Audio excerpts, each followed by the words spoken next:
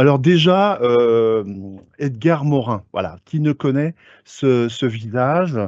À la fois philosophe, sociologue, anthropologue, intellectuel, spécialiste du cinéma, essayiste, directeur de revue, mais aussi grand résistant durant la Seconde Guerre mondiale.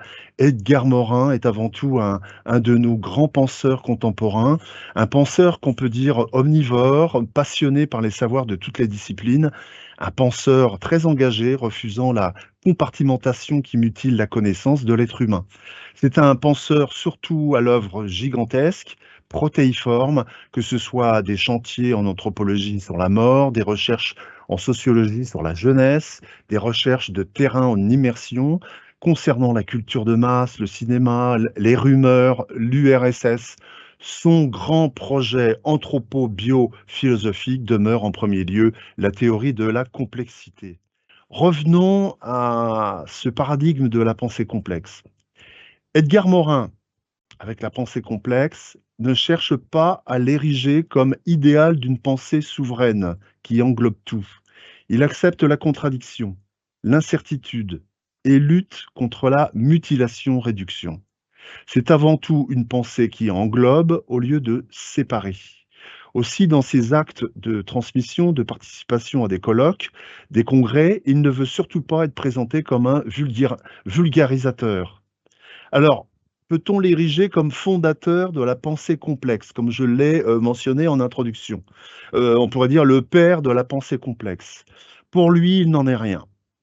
Dans un article récent paru dans Philosophie Magazine, il reconvoque les pensées de Blaise Pascal, philosophe, mathématicien, physicien, inventeur du XVIIe siècle, qu'il décrit comme, je cite Morin, ce père d'une anthropologie multidimensionnelle et complexe dans le sens où elle est reliante et riche en contradictions. Pascal met en relief les contradictions humaines au lieu de les éliminer. Aujourd'hui, Edgar Morin peut se retourner sur le siècle précédent et saluer son engagement de jeune homme, lui qui rêvait déjà de comprendre le monde et de le changer.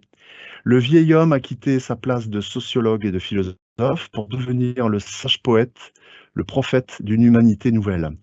Les sciences actuelles privilégient les chercheurs spécialistes.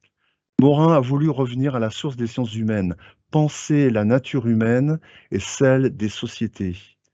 Aujourd'hui, les sciences vivent au temps des chercheurs. Les penseurs ont quasiment disparu. Morin est un de ceux-là. Alors, le plan que je vous propose, par rapport à la première partie sur la pensée complexe, c'est de revenir sur les sciences classiques avant d'entrer sur une définition de ce que peut être la complexité et la pensée complexe, et de déterminer ses principes, selon Edgar Morin. Ces principes, mais aussi les caractéristiques qui la définissent, et de voir ensuite comment on pourrait envisager une espèce de mise en dialogue, de mise en discussion entre la pensée complexe et les sciences classiques, en sachant que c'est une approche comme une autre, qui n'a pas on va dire une détermination à regarder tous les objets de recherche, mais c'est une approche globale très intéressante. Je reviendrai sur les concepts de base qui vont nous intéresser avant de vous proposer une petite récréation pédagogique. Déjà, on va rentrer dans un espace qui va nous demander toute notre attention, puisque déjà, qu'est-ce que la complexité? Comment définir la pensée complexe? Quelle place est attribuée à la pensée complexe dans le domaine scientifique? Quels en sont ses principes de base?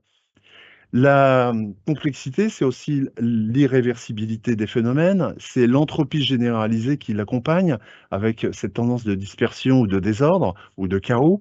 C'est aussi la double reconnaissance d'un principe contraire de liaison et d'organisation qui manifeste la vie.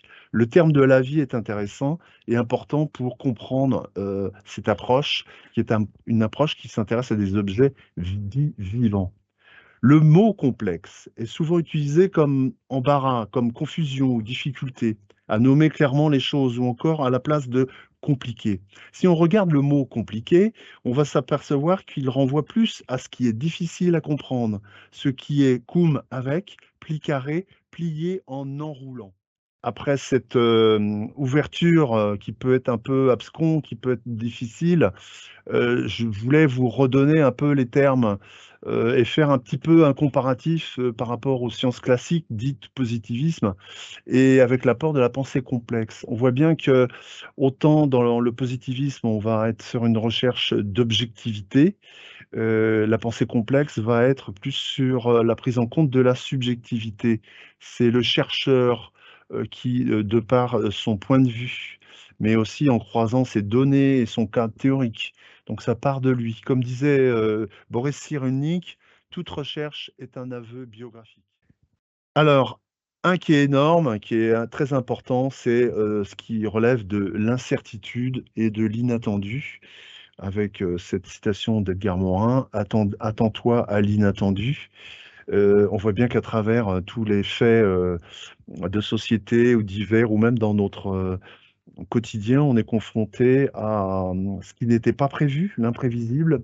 Il faut, réajuster les choses et d'autant plus dans les métiers, de l'humain, hein. La stratégie, comme la connaissance, demeure une navigation dans un océan d'incertitude à travers des archipels de certitude, dit Morin. Alors, évidemment, le récit de soi, le récit de vie date pas d'aujourd'hui puisqu'on remonte aux philosophes grecs et on remonte au 5e siècle avant Jésus-Christ où apparaissent ce qu'on appelle les bio-socratiques, qui sont des écrits de connaissances avec Socrate. Et d'ailleurs, 10 siècles plus tard, on parlera de biographie, d'autobiographie. On utilisera en histoire de vie le terme de maïeutique socratique, en référence à la mère de Socrate qui était sage-femme. Ensuite, 400 ans après Jésus-Christ, on a, les Confessions de saint Augustin qui philosophe théologien, mais qui apporte une version très intéressante d'un écrit autobiographique qu'il a écrit lui-même, parce qu'il qualifie, son écrit d'autobiographie négative. Je m'explique. Alors pourquoi faire? Alors en général, dans les ateliers ou dans les recherches, selon les demandes, on peut être soit sur une première idée, c'est d'abord contribuer à une recherche en sciences humaines et sociales.